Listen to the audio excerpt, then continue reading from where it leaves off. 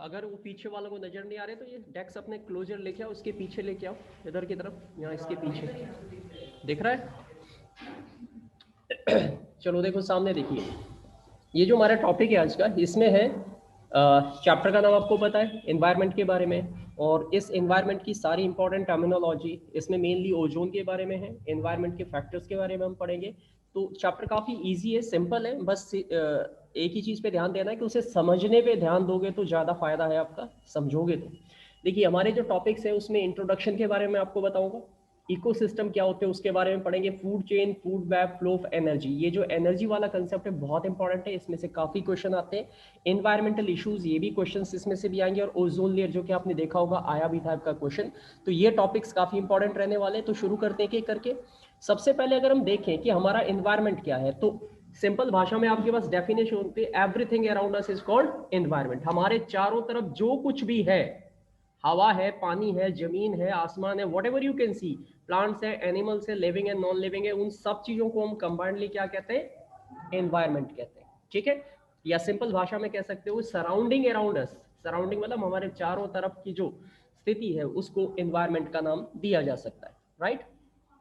सो ये देखिए, all that surround us is our environment. Surround us मतलब जो हमारे चारों तरफ चीजें मौजूद है उसी को हम क्या कहते हैं, एनवायरमेंट कहते हैं। इसमें रटने का कहीं दूर दूर तक कुछ नहीं है, बस सारी कहानी समझने की है, क्योंकि क्वेश्चन आप जो अटेम्प्ट करते हो अपनी समझ पे करते हो उस, ठीक है, वो तुम्हारे, तुम लोगों ने देख लिया होगा पेपर में, आपको समझ में आ गई होगी बहुत सारी बातें कि सिचुएशन क्या है। ठीक है, अब अगला सवाल आपके दिमाग में आता है कि इकोसिस्टम किस चीज को कहते हैं, व्हाट इज इकोसिस्टम। देखो, ऑल इंटरैक्टिंग लिविंग ऑर्गेनिज्म, जितनी भी, अब इंटरैक्टिंग मतलब जितनी भी जिंदा चीजें वो एक दूसरे के साथ कहीं ना कहीं संपर्क में आती है, एक दूसरे के कांटेक्ट में आती है। अब किस फॉर्म में कांटेक्ट में आती है, मतलब आप कई बार उससे फूड लेते हो, प्लांट से हम खाना लेते हैं, तो किसान उन्हें फसलों के रूप में उगाते भी है। ठीक है, तो जो भी इंटरेक्शन होता है लिविंग और नॉन लिविंग का आपस में, लिविंग का और नॉन लिविंग का जो आपके पास इंटरेक्शन होता है, यानी कि आपसी संपर्क होता है, उसको जो है, ठीक है, एनवायरनमेंट के क्या कहते हैं, फैक्टर्स कहते हैं। और उन सारी चीजों को कंबाइंडली हम क्या कहते हैं, इकोसिस्टम कहते हैं। सो डेफिनेशन कुछ ऐसे तैयार करोगे for the ecosystem, all interacting living organism in an area together with the non-living constituents of the environment is called ecosystem। और इकोसिस्टम कई तरीके के होते हैं, पानी में भी, वाटर के अंदर जो लाइफ है वो एक्वेटिक इकोसिस्टम बनाती है, जो जमीन पे है, ठीक है, वो टेरेस्ट्रियल इकोसिस्टम बनाती है, जो हवा में है वो एर्बोरियल इकोसिस्टम बनाती है। तो इकोसिस्टम जो है कई रूप में हो सकते हैं आपके पास, ठीक है। तो इकोसिस्टम का जो है कई डिफरेंट फॉर्म्स आपको देखने को मिल सकते हैं। आप देखिए आगे देखते हैं, नेक्स्ट पॉइंट पे आ जाते हैं। एग्जाम्पल की पॉन्ड, फॉरेस्ट और ओशियन, ये इकोसिस्टम के क्या है, एग्जाम्पल है। देखिए पॉन्ड, तालाब, पानी का अपने आप में, उसमें बहुत सारे ऑर्गेनिज्म है, माइक्रोब है, प्लांट्स है, तो वो अपने आप में एक इंटरेक्टिंग एरिया है जहां पे लिविंग और नॉन लिविंग का इंटरेक्शन होता है और एक लाइफ वहां पे सर्वाइव करती है। तो वो एक एग्जांपल हो गया किसका, इकोसिस्टम का। जंगल, वहां पे भी बहुत सारे एनिमल्स है, बहुत सारे पेड़ पौधे हैं, और वो एक लाइफ को जो है क्रिएट कर रहे हैं, वहां पे डेवलप कर रहे हैं, तो वो क्या हो गया, that is again a type of what, ठीक है, उसको भी हम इकोसिस्टम कहेंगे। सिमिलरली ओशियन, समुद्र, बहुत बड़ा भंडार है जहां पे लाइफ भी है, प्लांट्स भी है, उसके अंदर जो है एनिमल्स भी है, और वाटर है, और मिनरल्स है, दुनिया भर की चीजें, तो वो भी एक एग्जांपल है हमारे पास। तो अगर आपसे पूछा जाता है कि इकोसिस्टम के एग्जांपल दो, तो ये सारे के सारे क्या है, they all are the example for the ecosystem, right. अब नेक्स्ट पॉइंट पे आते हैं आगे। टाइप्स ऑफ इकोसिस्टम की अगर हम बात करें तो जनरली दो टाइप के इकोसिस्टम हो सकते हैं। एक वो जो नेचर ने बना रखे, जिनमें इंसानों का कोई इंटरफेरेंस नहीं है, उसको बोलते हैं नेचुरल इकोसिस्टम। और दूसरा इकोसिस्टम आपका वो है जो इंसानों ने अपने जरूरत के हिसाब से या अपने फायदे के हिसाब से डेवलप किया है, उसको क्या कहेंगे, that is called artificial ecosystem. तो हम इसमें एक एक करके सारों को स्टडी करने की कोशिश करेंगे, all right, and we will try to कि वो चीज आपको समझ में आ जाए। Now look at here, natural ecosystem. आप ये डायग्राम देखिए, इसमें ये, ठीक है, ये नदी आपको नजर आ रही है, ये आपको कोई जंगल नजर आ रहा है, ये आपको एक्वेटिक लाइफ नजर आ रही है, तो ये सारे नेचर के क्रिएट किए हुए, इसमें आपने इंसानों का कोई इंटरफेरेंस नहीं है, that's why they are known as what, natural ecosystem कहोगे आप उनको, राइट। उसके बाद आगे देखिए, नेचुरल इकोसिस्टम जो है वो सेल्फ एस्टैब्लिश्ड होते हैं, मतलब अपने आप बने हैं, प्राकृतिक रूप से होते हैं, ठीक है, और किसी भी तरीके का कोई इंटरफेरेंस उसमें नहीं होता कि उनको आर्टिफिशियली इंसानों के द्वारा बनाया गया हो, ऑलराइट। एग्जांपल के लिए आप याद रखेंगे फॉरेस्ट, रिवर, पॉन्ड्स, हर वो चीज जो नेचुरल है वो क्या है, नेचुरल इकोसिस्टम का एग्जांपल है आपके पास। ओके, उसके बाद देखिए अब आगे आर्टिफिशियल इकोसिस्टम की अगर हम बात करें तो वो जैसे सपोज करो बहुत सारे लोग अपने घर में इस तरीके का एक जार ले आते हैं, उसमें पानी डालते हैं और फिश डाल देते हैं, तो वो क्या होगा, है तो वो एक्वेटिक इकोसिस्टम लेकिन कैसा है, आर्टिफिशियल है ना, दैट्स वाई इसको हम आर्टिफिशियल बोलेंगे। ठीक है, जू आपने देखा होगा जहां पे एनिमल्स को रखा जाता है, वो भी एक तरीके के, अब जंगल में भी एनिमल होते हैं लेकिन जू के अंदर तो उनको पिंजरों में बंद किया जाता है ना, तो वो क्या हुआ, आर्टिफिशियल हो गया। आपने पार्क लगा रखा है, कहीं पे खुद उगा रखी है चीजें, उनको बना रखा है, तो वो भी क्या हो गया, आर्टिफिशियल, राइट। तो गार्डन हो गया, एक्वेरियम हो गया, जू हो गया, ये सारे के सारे एग्जाम्पल्स है आपके पास किस चीज के, आर्टिफिशियल इकोसिस्टम के। और कंपोनेंट की बात करें अगर इकोसिस्टम की, तो जनरली आपको पता है कि दो कंपोनेंट इकोसिस्टम में होंगे, बायोटिक मतलब लिविंग और अबायोटिक मतलब नॉन लिविंग। तो कोई भी इकोसिस्टम दो चीजों से मिलकर बना होता है, लिविंग और नॉन लिविंग। लिविंग चीजें कौन सी होती है, उसमें प्लांट है, एनिमल है, चाहे वो एनिमल छोटे हैं या बड़े, इससे कोई फर्क नहीं पड़ता, एनिमल्स है। ठीक है, वो माइक्रो ऑर्गेनिज्म भी हो सकते हैं, वो एक्वेटिक भी हो सकते हैं, हवा में उड़ने वाले भी हो सकते हैं, जमीन पे चलने वाले भी हो सकते हैं, उसका कोई रोल नहीं, बस वो लिविंग होने चाहिए। प्लांट भी लिविंग में ही आते हैं, वो भी उसी का हिस्सा होगा। एबायोटिक कंपोनेंट मतलब जो लाइफलेस होते हैं, सॉइल है, सनलाइट है, वाटर है, ठीक है, एयर है, ये सारी चीजें क्या है, इसमें कोई लाइफ नहीं है, तो इनको क्या बोलेंगे, एबायोटिक कंपोनेंट बोलेंगे, राइट। देन आगे बढ़ते हैं, कंपोनेंट ऑफ इकोसिस्टम में अगर हम आगे बढ़े तो बायोटिक कंपोनेंट के अंदर जो मैंने आपको ऑलरेडी बता दिया है, लिविंग कंपोनेंट आ जाएंगे। तो जितने भी फॉरेस्ट इकोसिस्टम है, फॉरेस्ट इकोसिस्टम का मतलब होता है जंगल में प्लांट और एनिमल दोनों होते हैं, तो ये जो एग्जांपल है वो किसके हो गए, बायोटिक कंपोनेंट के हो गए आपके पास। बायोटिक कंपोनेंट में जनरली आप इन चीजों को काउंट कर सकते हैं, animal, birds, insect, micro organism, वो कहां रहते हैं उससे कोई फर्क नहीं पड़ता, वो लाइफ होनी चाहिए, लिविंग होनी चाहिए, that is the important point. उसके बाद हम नेक्स्ट पे आते हैं, जो एबायोटिक कंपोनेंट होते हैं, तो आप देख सकते हैं कि नॉन लिविंग कंपोनेंट को हम एबायोटिक कंपोनेंट कहते हैं। और फॉरेस्ट के अंदर जो भी इकोसिस्टम बनता है उसमें एबायोटिक कंपोनेंट भी कंपलसरी है, क्योंकि कोई भी इकोसिस्टम बायोटिक और एबायोटिक के बिना एक सिंगल चीज से कभी नहीं बन सकता, दोनों चीजें इन्वॉल्व होती है। क्योंकि अगर उसमें लिविंग है तो लिविंग क्या करेंगे, लिविंग जो है नॉन लिविंग के ऊपर ही, सॉइल में ही तो रहेंगे, प्लांट के जो प्लांट है वो सॉइल में ही तो ग्रो करेंगे, पानी उन्हें चाहिए। ठीक है, तो सॉइल, वाटर, एयर, ये तीन कंपोनेंट को आप अबायोटिक कंपोनेंट में काउंट कर सकते हो। Got it. अब बढ़ते हैं नेक्स्ट पॉइंट की तरफ, अगला पॉइंट ले लेते हैं। ओके, अगले पॉइंट के अंदर हमारे पास जो है बायोटिक कंपोनेंट ऑफ इकोसिस्टम की बात करेंगे हम। Living organisms are classified into 3 group. जितनी भी जिंदा चीजें उनको 3 ग्रुप में डिवाइड किया गया कि और वो किस बेसिस पे कि वो अपना फूड किस तरीके से लेते हैं, फूड हैबिट के बेसिस पे वो 3 कैटेगरी में। आप स्क्रीन पे अपने जरूर नजर रखिएगा, बिकॉज जो मैं बता रहा हूँ स्क्रीन के ऊपर बता रहा हूँ आपको।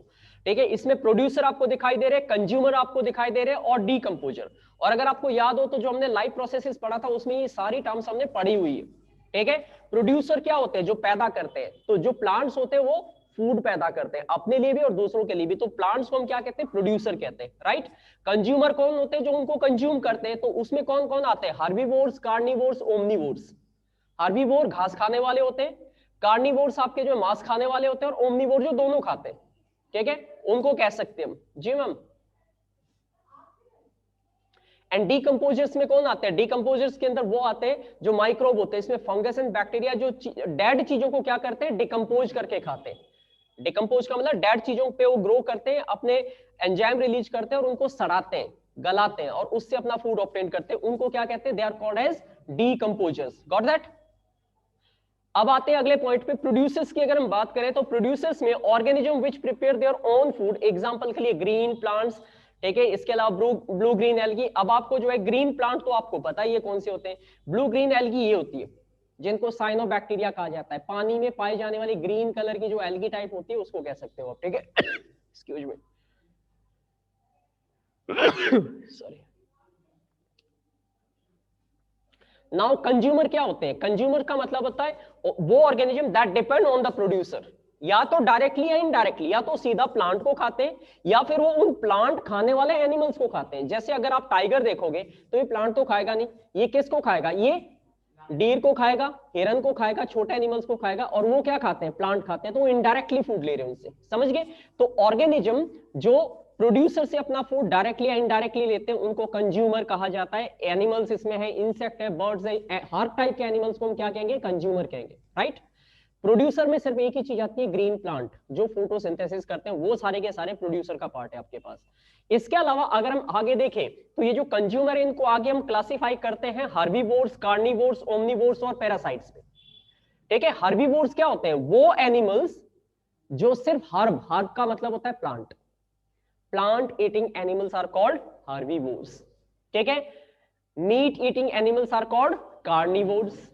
Alright, animal that eat both plant as well as flesh of the animal they are called omnivores. And एक होते हैं parasite. Parasite are the organism that live in the host body, यानी कि वो किसी ऑर्गेनिज्म पर रहते हैं, वहां से अपना फूड लेते हैं, लेकिन उन्हें मारते नहीं है। जैसे सपोज करो आपके पेट में कीड़े, तो आपको मार थोड़ी ना रहे, आपका खाना खा रहे। आपके सिर में जुएं, वो आपको मार नहीं रहे, आपका खून चूस रहे। मच्छर आपका खून चूस रहे, मार। तो उनको हम क्या बोलते हैं? पैरासाइट। और पैरासाइट के अंदर जो है, पैरासाइट वो होता है जो फूड लेता है, और जिससे वो फूड लेता है एनिमल से, उसे क्या बोलते हैं? होस्ट। ठीक है, और पैरासाइट दो टाइप के होते हैं, total parasite, partial parasite. Total वो होते हैं जो पूरी तरीके से डिपेंड होते हैं, पार्शियल होते हैं जो थोड़ा हिस्सा उससे लेते हैं, बाकी कुछ खुद भी कर लेते हो। ठीक है, अब एक एक करके इनको हम देखेंगे। यहाँ पे herbivores organism which feed directly on the producer, जो प्लांट को डायरेक्टली खाते हैं उनको हम कहेंगे हर्बीवोर्स, गोट, काउ, बुफेलो, हॉर्स। इसके अलावा कार्निवोर्स ऑर्गेनिज्म, ठीक है, that feed on the herbivores, या एनिमल को खाते हैं या फिर हर्बीवोर्स को खाते हैं, उनको कार्निवोर कहते हैं। तो लॉयन, टाइगर, ये सारे के सारे एग्जांपल्स आप इसमें पुट कर सकते हो। ऑलराइट, उसके बाद omnivores organism which feed on both plant as well as animal, दोनों को खाते हो। ठीक है, ह्यूमन इसमें आ जाते हैं, कैट है, रैट है, मंकी, और भी बहुत सारे एनिमल्स आप रख सकते हो। पैरासाइट वो ऑर्गेनिज्म होते हैं दैट लिव ऑन या इन एन अदर ऑर्गेनिज्म, जो या तो किसी दूसरे ऑर्गेनिज्म के ऊपर या उसके अंदर, बॉडी के अंदर रहता है, डेराइव्स द फूड, और उसका खाना यूज करता है, यानी कि जो वो खाता है उसको वो खाता है। ठीक है, दैट इज वाई उनको जो है पैरासाइट कहा जाता है। जैसे ये देखिए, यहाँ पे पेट के अंदर अगर किसी के जो है वर्म्स है, कीड़े हैं, तो समझ लीजिए वो पैरासाइट है उसकी बॉडी के अंदर। Got it? अब आगे देखिए, टेपवर्म ह्यूमन इंटेस्टाइन में मिलेगी आपको, जो मैंने आपको बता दिया। Although they harm the host, हालांकि होस्ट का मतलब जिस बॉडी में वो है उनको नुकसान तो करते क्योंकि उनका फूड खा रहे हैं, बट उनकी इंटेंशन जो है उन्हें किल करने की नहीं होती, क्योंकि सिंपल सी बात है, अगर वो किल कर देंगे तो डेड चीजों को तो खाते नहीं ना वो पैरासाइट, वो तो जिंदा चीजों को ही खाते हैं, तो इसलिए उनको मारेंगे नहीं, बट उनका फूड लेते रहेंगे। तो कहने का मतलब है कि अगर कोई आपका खाना लेता रहे तो आपको तो कम पड़ेगा ना, आपको तो दिक्कत होगी। दैट इज हाउ उनको भी इसी तरीके की। एंड डिकम्पोजर्स की बात करें तो organisms which feed on dead bodies, ठीक है, of the producer and consumer, जो कि प्रोड्यूसर और कंज्यूमर के डेड बॉडीज को खाते हैं, उनको हम डीकम्पोजर्स कहते हैं। इसमें बैक्टीरिया और फंगस एग्जांपल बहुत कॉमन है। ठीक है, ये चैप्टर आप लगभग 8, 9, 7 में कहीं ना कहीं पढ़ के आए हुए हो, आपको कहीं ना कहीं नॉलेज है इस चैप्टर की, इतना ज्यादा डिफिकल्ट चैप्टर नहीं है। ओके, अब आते हैं नेक्स्ट पॉइंट नंबर 4 पे, लेवल ऑफ कंज्यूमर। अगर हम लेवल की बात करें, कंज्यूमर्स के लेवल की, ठीक है, तो प्रोड्यूसर हमने पढ़ा था, उसके बाद प्राइमरी कंज्यूमर, सेकेंडरी कंज्यूमर और टर्सरी कंज्यूमर। अब तुम्हारा वो टॉपिक शुरू हो रहा है जो एग्जाम में आएगा, जिसमें से एग्जाम में क्वेश्चन आते हैं, this is that type.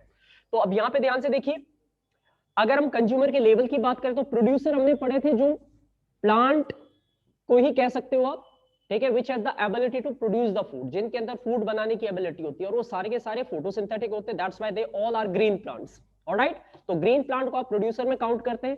Primary consumer कौन से होते हैं? Organism which feed on the producer, यानी कि जो सिर्फ प्लांट खाते हैं, ओनली प्लांट ईटिंग खाने वाले, ठीक है, उनको हम कह सकते हैं प्राइमरी कंज्यूमर। और इसमें हम किसको काउंट करते हैं? हर्बीवोर्स को। अब एग्जाम में क्वेश्चन नहीं आएगा कि give the example of herbivores, exam में क्वेश्चन क्या आएगा? Right the examples of the primary consumers. तो आपको प्राइमरी कंज्यूमर हर्बीवोर्स, अच्छा ठीक,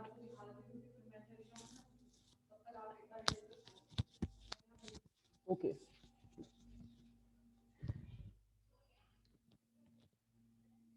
बेटा मुझे 5 मिनट के लिए वेट, तुम लोग को वेट करना पड़ेगा, तब तक हैंग ऑन रहो यहाँ पे। और ये जो लिखा हुआ है एटलीस्ट इसी को कॉपी में लिख लो, लर्न कर लो, तब तक इसको जस्ट वेट कमिंग बैक।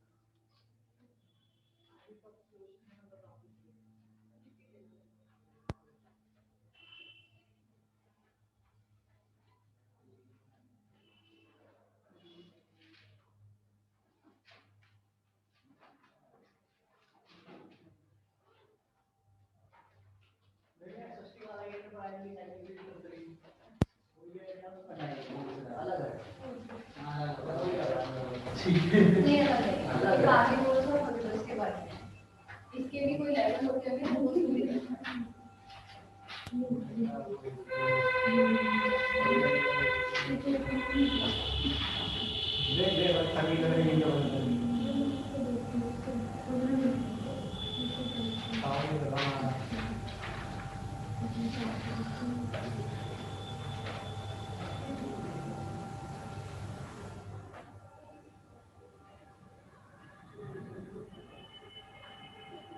चार बच्चे ऐड है सर।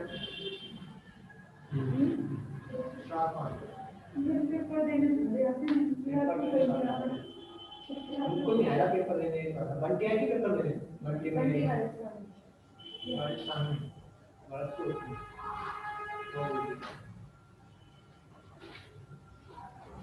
तो पेपर लेने आई थी। हाँ मेरे को बोलना गया कॉपी तो निकालिए जो लिख रहे हैं उसको लिखो ना। अब वो मैं याद करके याद रखती हूँ। बहुत असर पड़ता है पता है इसमें लिखने का। और किसी टॉपिक बनाओ और उसको जो पढ़ रहे हो आज के टाइम हर सब्जेक्ट कल से यही करवाना भी, कल से ये हाँ, सारा और घर जाके वही रिवाइज करोगे और लर्न करने की जरूरत नहीं पड़ेगी उसके बाद। यही करवाना, मैं आज तक नहीं समझा। फिर ये आधा लिखने में फिर ये आधा ये चैप्टर पेपर में लिखा कि अच्छे से याद कर जाएगा।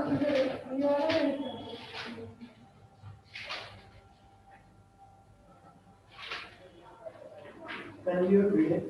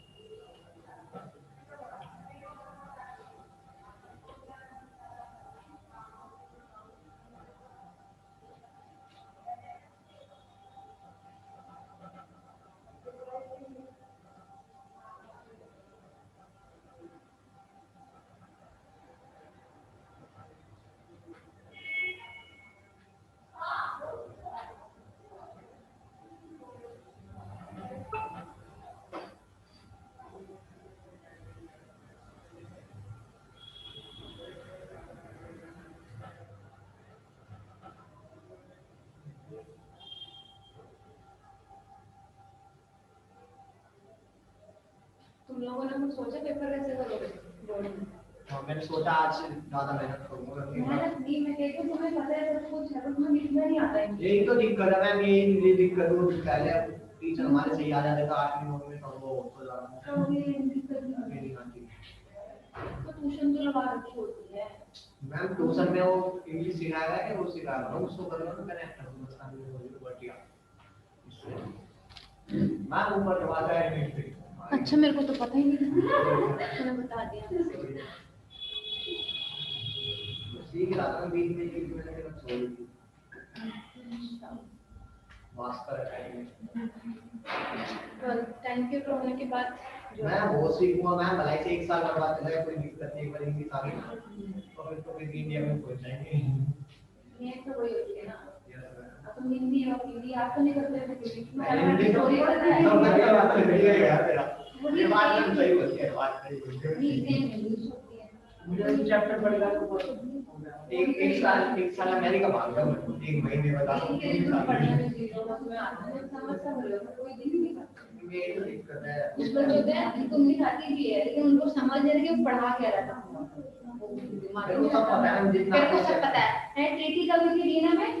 ये नहीं पता। ये नहीं पता 1815 हुई थी। तूने यहाँ पे टिक मार दी, हाँ ट्रू है। तो फॉल्स ट्रू पूछा था क्या? तो तूने ट्रू पे टिक लगा दी, ट्रू है। मेरे को दीजिए मैं ट्रीटी मैंने कर दिया। इसका मतलब कि बिल्कुल कंसेप्शन पावर सही नहीं है। उस टाइम सुन लिया बस, हाँ सुन के इग्नोर कर दिया।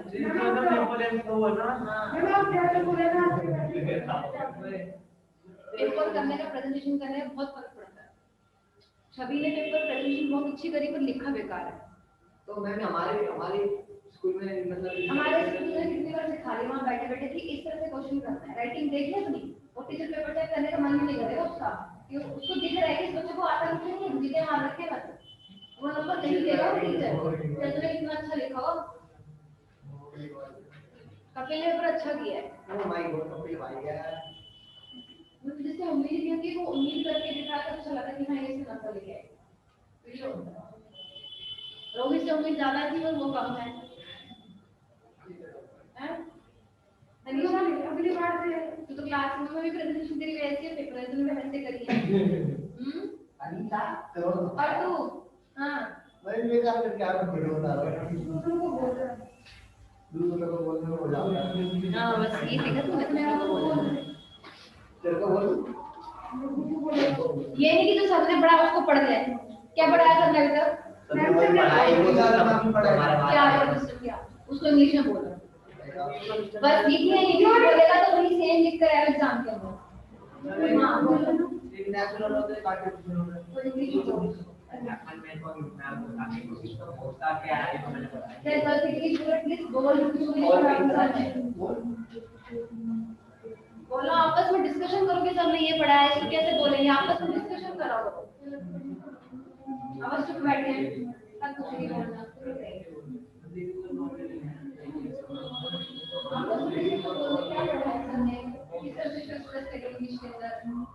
आजकल तो फोन में इतनी सारी वो आती है, आप हिंदी में बोलो, इजी लैंग्वेज में हिंदी बोल के इंग्लिश आता है सामने, वो हिंदी इजी लैंग्वेज होती है, कोई डिफिकल्ट नहीं कर पाते आंसर यार।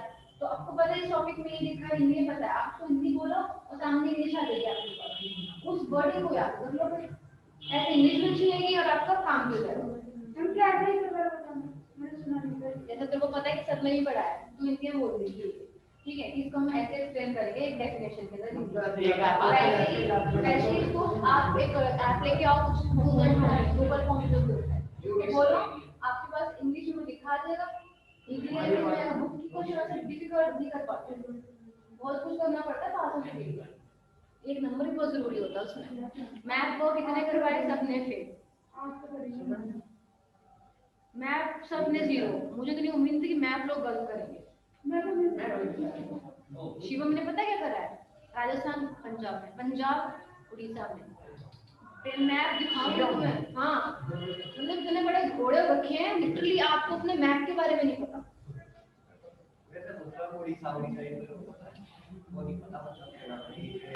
तो छोटे बच्चों को 7th क्लास का पता है कि हमारा मैप है, इंटेलिजेंस की चीजें होती हैं।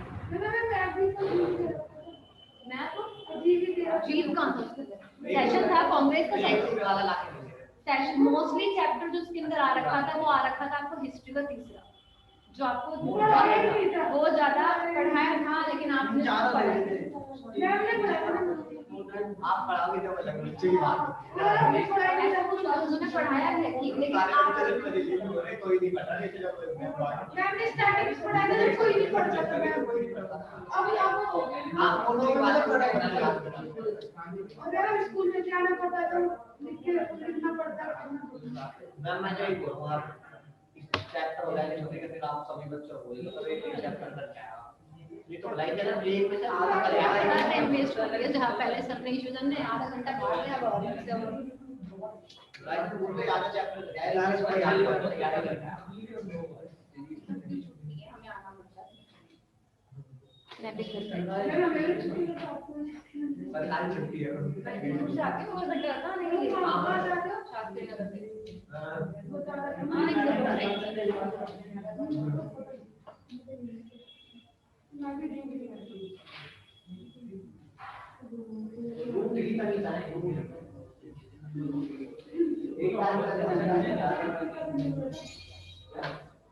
एक तारीख का ही बात है।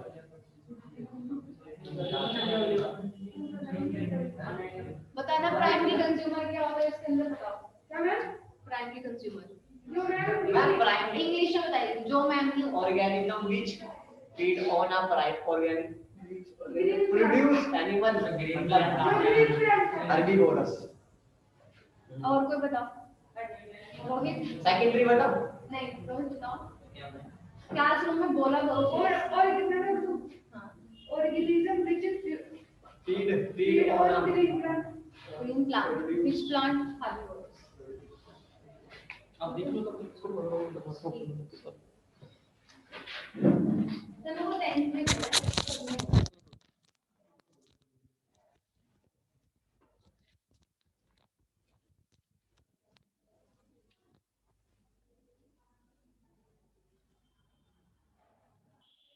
क्या आ गया,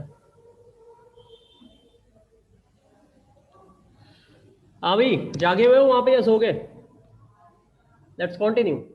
ठीक है, हम बात कर रहे थे लेवल ऑफ कंज्यूमर्स की। कंज्यूमर के जो पहला लेवल है वो है प्राइमरी कंज्यूमर बेटा, दूसरा होगा आपके पास सेकेंडरी कंज्यूमर, और तीसरा जो आपका होगा उसको हम बोलेंगे टर्सरी कंज्यूमर। ठीक है, टर्सरी पढ़ते इसको, टर टेरे करके पढ़ने लगो, कहीं ढंग सुना करो ध्यान से ताकि वैसे ही पढ़ सको। ठीक है, तो प्राइमरी कंज्यूमर के अंदर सीधे वो एनिमल्स काउंट करेंगे आप जो सिर्फ और सिर्फ क्या करते हैं, प्लांट को खाते हैं, ओनली प्लांट ईटिंग एनिमल्स। ठीक है, ग्रास होपर हो गया, काव हो गया, ठीक है, गॉट हो गया, खरगोश टाइप के सारे आ गए। सेकेंडरी कंज्यूमर आ गया आपके पास वो organism which feed on the primary consumer, जो प्राइमरी कंज्यूमर पर फीड करते हैं। किस पे करते हैं, प्राइमरी कंज्यूमर पे। इन पे आपके पास कार्निवोर्स आ जाएंगे जिसके अंदर फ्रॉग्स वगैरह आप रख सकते हो।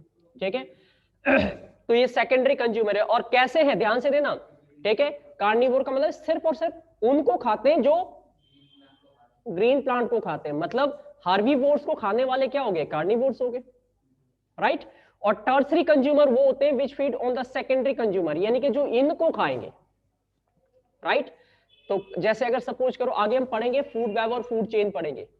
फूड चेन का मतलब होता है हु ईट्स हुम, कौन किसका शिकार, कौन किसको खाता है, उसको क्या कहते हैं, फूड चेन कहते हैं। और फूड वेब क्या होती है, जब कई सारी फूड चेन एक दूसरे से इंटरकनेक्ट कर दी जाए, कि एक इधर अगर मान लो हम बात करें कि फ्रॉग जो है वो ग्रास होपर को खाता है, ग्रास होपर को फ्रॉग खा रहा है, फ्रॉग को कौन खा रहा है, स्नेक खा रहा है। अब अगर मैं एक और लिंक कर दूं उसमें से, ठीक है, कि इधर जो है हमारे पास एक चूहा है, वो क्या करता है, वो भी ग्रास होपर को खा रहा है, चूहे इधर से खा रहा है, तो दो तीन जब चेन एक साथ इंटरकनेक्ट हो जाएंगे तो उसको क्या बोलेंगे, फूड वेब। ठीक है, when two or more than two food chain are interconnected with each other, that is what we called food web। ये लॉजिक आगे आएगा अभी हमारे पास। तो आपके पास प्राइमरी कंज्यूमर कौन से होते हैं, जो सिर्फ और सिर्फ प्लांट खाते हैं। सेकेंडरी वो होते हैं, ठीक है, जो प्राइमरी कंज्यूमर को खाते हैं। और टर्सरी वो होते हैं जो सेकेंडरी कंज्यूमर को खाते हैं। बात समझ में आ गई। आप देखिए आगे, एक होते हैं क्वाटरनरी कंज्यूमर भी होते हैं। क्वाटरनरी का मतलब है organism which feed on tertiary consumer, जो ये टर्सरी वाले हैं, यानी कि स्नेक को खा जाते हैं, जैसे हॉक, बाज, ऊपर से आएगा उड़ा के ले जाएगा सांप को, तो वो क्या होंगे। ये एग्जांपल्स बड़े इंपॉर्टेंट है सारे के सारे, और ये एग्जांपल बहुत मैटर करते हैं। और सबसे बड़ी चीज क्या है, कहानी पूरी महाभारत समझ में आनी चाहिए। अगर ये क्लियर नहीं है ना तो, और तुम्हारे सामने जो पेपर आता है ना वो इतना सिंपल होता है, बट समस्या कहाँ होती है, तुम रट के जाते हो और वो रटी हुई चीज नहीं है। वो क्या है, वो चीज है जो आपने सुनी होनी चाहिए। अब देखिए आगे बढ़ते हैं, फिर आते हैं, उसके बाद आते हैं हमारे पास डीकंपोजर्स। मतलब ये सब चीजों को ये लास्ट में क्या करते हैं, ठीक है, ठिकाने लगाते हैं। डीकंपोजर होते हैं, क्लीनर कहते हैं ऑफ द एनवायरनमेंट इनको, क्योंकि ये डेड चीजों को गलाते हैं। अगर डेड चीजें ऐसी की ऐसी पड़ी रहे तो सोच के देखो दुनिया में ढेर लग जाएंगे मरी हुई चीजों के। तो ये डिकम्पोजर जो है they are called the cleaner of the environment. वो एनवायरनमेंट के क्लीनर माने जाते हैं, जो हमारे एनवायरनमेंट को क्या करते हैं, क्लीन करते हैं, सफाई करते हैं, बिकॉज इनको डिकम्पोज करके वो मिट्टी में बदल देते हैं। Got it. अब आ जाओ नेक्स्ट पॉइंट पे। नेक्स्ट पांचवा जो पार्ट है हमारे पास, इसमें फूड चेन की बात करेंगे। देखो, series of living organism feed on one and other, या मैंने तुम्हें एक छोटी सी स्टेटमेंट पहले बताई, हु ईट्स हुम। तीन लाइन में तीन वर्ड है, हु, फिर ईट्स और फिर हुम। कौन किसे खाता है, इस चीज को क्या बोलते हैं, फूड चेन। कौन किसे, अगर हम ये देखेंगे कि जैसे यहाँ पे देखो प्लांट को कौन खा रहा है, डियर खा रहा है, डियर को कौन खा रहा है, टाइगर खा रहा है। तो ये एक छोटी सी क्या होगी आपके पास, फूड चेन। फूड चेन में कम से कम आपको कितने ऑर्गेनिज्म लेने पड़ेंगे, तीन, कम से कम तीन ऑर्गेनिजम्स आपको चाहिए उसके अंदर। प्लांट को खा रहा है डियर, डियर को खा रहा है टाइगर। तो ये क्या है, ये प्रोड्यूसर है, ये क्या है, ये सेकेंडरी कंज्यूमर है, जिसको हम क्या बोलते हैं, हर्बीवोर्स। और ये क्या है, ये टर्सरी कंज्यूमर है। Got it. तो ये जो आपको एक डायग्राम नजर आ रहा है, इसको हम फूड चेन कहते हैं। और ऐसे कितनी डायग्राम्स आप बना सकते हो, ऐसी कितनी फूड चेन आप ड्रॉ कर सकते हो। अब देखिए, steps in A food chain. एक फूड चेन के अंदर क्या स्टेप्स होते हैं, क्या कंडीशंस होती है। पहला स्टेप नंबर 1 तो हमने देख लिया कि कौन किसको खा रहा है। अब ध्यान से देखिए, यहां पे ये पहला है, ये ग्रास है, ग्रास को कौन खा रहा है, एलिफेंट खा रहा है। स्टेप 3 के अंदर देखिए, यहां पे भी ग्रास है, ग्रास को क्या खा रहा है, डियर खा रहा है, डियर को कौन खा रहा है, यस। एक चौथे में देखिए, ठीक है, यहाँ पे ग्रास को जो है वो बकरी खा रही है, बकरी को जो है ये लोमड़ी खा रही है, और लोमड़ी को क्या कर रहा है, टाइगर या शेर खा रहा है। तो ये कम से कम आपको कितने चाहिए होते हैं, कम से कम आपको 3 चाहिए होते हैं। तो इस वाले को आप डायरेक्टली फूड चेन में काउंट नहीं कर सकते, क्योंकि एलिफेंट को कोई खा नहीं रहा है डायरेक्टली। बड़ा एनिमल है तो इसका शिकार करना थोड़ा सा क्रिटिकल होता है, ठीक है। अब बढ़ते हैं और नीचे देखिए, ये अगला एक और फूड चेन आपको दिखाई दे रहा है। ग्रास को जो है ग्रास ओपर खा रहा है, ग्रास ओपर को जो है वो फ्रॉग खा रहा है, फ्रॉग को स्नेक और स्नेक को हॉक खा रहा है। तो ये एक लंबी फूड चेन है। कम से कम कितने चाहिए होते हैं? कम से कम 3 चाहिए होते हैं, और मैक्सिमम कितने भी हो सकते हैं उसके आगे आप, ठीक है। फूड चेन की जो सीक्वेंस ही बता रहे हैं। अब आएंगे ट्रॉपिक लेवल। ट्रॉपिक लेवल जो है ये बड़ा इंपॉर्टेंट टॉपिक है। होता क्या है, एक लॉ काम करता है बेटा जिसको कहते हैं 10% लॉ। 10% लॉ क्या है कि जो रिचेस्ट सोर्सेज या जो सबसे बड़ा सोर्स है एनर्जी का धरती के ऊपर, वो क्या है? सन है। Sun is considered to be the, ठीक है, source of energy for all the world, all the living. अब सन से जो एनर्जी प्लांट ट्रैप करते हैं फोटोसिंथेसिस में, वो 10% होती है। कितनी होती है? 10%। उस 10% में से, जैसे सपोज करो मैंने किसी से 100 जूल एनर्जी खरीद ली, अब मैं उसमें से 90 खुद यूज करूंगा, और अगर मुझे वो किसी और को ट्रांसफर करनी पड़ी तो सिर्फ कितनी जाएगी? 10% जाएगी। 100 की 10% निकालोगे तो क्या आएगा? 10 ही आएगा, 10 जूल रह जाएगा। इसी को 10% लॉ कहते हैं। और ट्रॉपिक लेवल जो है, चौथे ट्रॉपिक लेवल के बाद आगे ट्रॉपिक लेवल नहीं आते, क्योंकि उसके बाद एनर्जी लेवल क्या हो जाता है? जीरो। बात समझ में आ रही है? एनर्जी लेवल क्या हो जाएगा? जीरो। मैं ध्यान से समझना इस बात को। Each level of the food chain is called what? Trophic level. यानी कि हर लेवल जो फूड चेन का है उसको ट्रॉपिक। जैसे ये देखो, यहां पे ग्रास के पास सबसे ज्यादा एनर्जी, उसके बाद ये ग्रास ऊपर पे गई तो क्या हो गया? Level number 2। ये फर्स्ट लेवल था, मैक्सिमम एनर्जी। इसका एक पिरामिड बनेगा, ऐसे ट्रायंगल बनेगा। नीचे से ट्रायंगल बड़ा है, मतलब नीचे वाले जो एनिमल है उनके पास सबसे ज्यादा एनर्जी है। ऊपर जाके छोटा छोटा होता जा रहा है, मतलब एनर्जी क्या हो रही है? कम होती जा रही है। ध्यान से समझना इसको। सो ग्रास, जो ग्रास है वो फोटोसिंथेसिस से अपनी फूड बना रहे, तो उसको सबसे ज्यादा एनर्जी मिली सन की। उसके बाद जो ग्रास ऊपर ग्रास को खाएगा, तो जो एनर्जी ग्रास से ग्रास ऊपर को मिलेगी उसका, यानी कि ग्रास का सिर्फ 10% ग्रास ऊपर को मिला। ग्रास ऊपर को खाने वाले को फिर ग्रास ऊपर का सिर्फ 10% मिला। अगर यहां इसके पास 100 थी, इसने ली, इसको सिर्फ इसकी क्या मिली? या समझ लो इसके पास 1000 थी, इसको 100 मिली। इसके पास कितनी आ गई? 10। इसके पास कितनी आ गई? 1। और आगे जाके ये चीजें और कम होती चली जाएगी। समझ में आ गई बात? Energy level. और इसी को हम क्या कहते हैं? इसी को हम कहते हैं ट्रॉपिक लेवल और फूड चेन प्रोसेस, या फिर 10% लॉ, ठीक है। तो 4 ट्रॉपिक लेवल जो है उसके अंदर क्या क्या आते हैं, ये ध्यान से देखिए आप। ये फर्स्ट ट्रॉपिक लेवल है, सबसे नीचे, इसको सबसे ज्यादा एनर्जी मिली। इसने इसको, यानी कि इसको खाया इसने, तो इसको कुछ एनर्जी मिली, पूरी तो नहीं मिली ना, 10% मिली। इसकी 10% इसको जाएगी। इसके पास जो होगा उसमें से 90 खुद को रखेगा, 10 इसको शिफ्ट होगा, और इसको सबसे कम मिलेगी। तो मांस खाने वाले को सबसे कम एनर्जी मिलती है। सबसे ज्यादा एनर्जी किसको मिलती है? घास खाने वाले, यानी कि जो हरी सब्जियां, फ्रूट्स, वेजिटेबल्स खाते हैं उनको कहते हैं। तो मैक्सिमम आपके पास जो ये देखिए, फर्स्ट ट्रॉपिक लेवल में प्रोड्यूसर आते हैं बेटा, सेकंड ट्रॉपिक लेवल में हर्बीवोर्स आते हैं, थर्ड ट्रॉपिक लेवल में आपके पास जो कार्निवोर्स आते हैं, और फोर्थ में भी कार्निवोर्स आते हैं। कार्निवोर्स का मतलब होता है, क्योंकि हमने कार्निवोर के 2 लेवल पढ़े हैं, ठीक है। कौन कौन से? टर्सरी और क्वाटरनरी। समझ गए? अब देखिए यहां पे फूड चेन के बेसिस पे अगर मैं बताऊं तुम्हें, तो ये एक हमारे पास इकोसिस्टम है, ये एक और है, ये एक और है, ये सारे के सारे फूड चेन है अलग अलग इकोसिस्टम के। तो इस इकोसिस्टम में जंगल आ रहा है, जंगल में घास उगी है, घास के को खाती है बकरी, बकरी को खा रहा है ये लोमड़ी या भेड़िया, भेड़िया को शिकार कर रहा है लॉयन। तो ये आपके पास 1 2 3 4, यानी कि कितने हैं? 4 लेवल पे, चौथे से ज्यादा नहीं है, शेर को खाने वाला कोई नहीं है। Got it?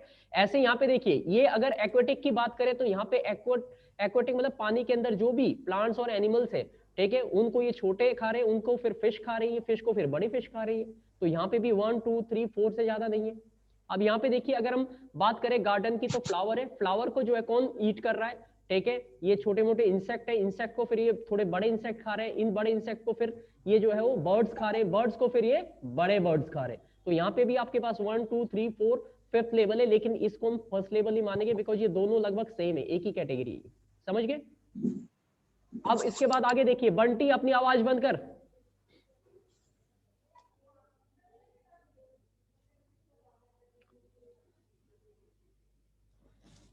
नेक्स्ट पे आ जाओ बेटा। फ्लो ऑफ एनर्जी की बात कर रहे हैं हम। किसकी बात कर रहे हैं? Flow of energy. Flow of energy जो है फूड चेन के बेसिस पे हम समझ रहे हैं प्रोड्यूसर 1%। अब फ्लो ऑफ एनर्जी मैंने तुम्हें बताया कौन सा लॉ, 10% लॉ। ये तो गांठ मान लेना, आना है क्वेश्चन पक्का आएगा, चाहे वो किसी भी रूप में पूछे, किसी भी तरीके से पूछे, बट क्वेश्चन यहां से 101% आएगा। तो प्रोड्यूसर में 1% ऑफ सोलर एनर्जी किस में कन्वर्ट होती है? फूड में। प्रोड्यूसर कौन है? Green plant.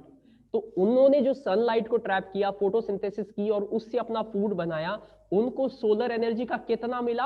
1% मिला। ध्यान से समझना इस बात को। उसके बाद आगे देखते जाइए। अब यहां पे देखिए 1, 10, 100, 1000, 10,000। मान लो सन के पास 10,000 जूल एनर्जी है। जूल जो है एनर्जी की एसआई यूनिट होती है, और जब इसका 1% इसको मिला तो इसका 1% निकाल लो, कितना रह जाएगा? 1% का मतलब होता है कि अगर इसको इससे डिवाइड करेंगे तो 100 ही बचेगा। बात समझ में आ रही है? तो 1% ऑफ सोलर एनर्जी जो है वो फूड में कन्वर्ट हुआ प्लांट के अंदर।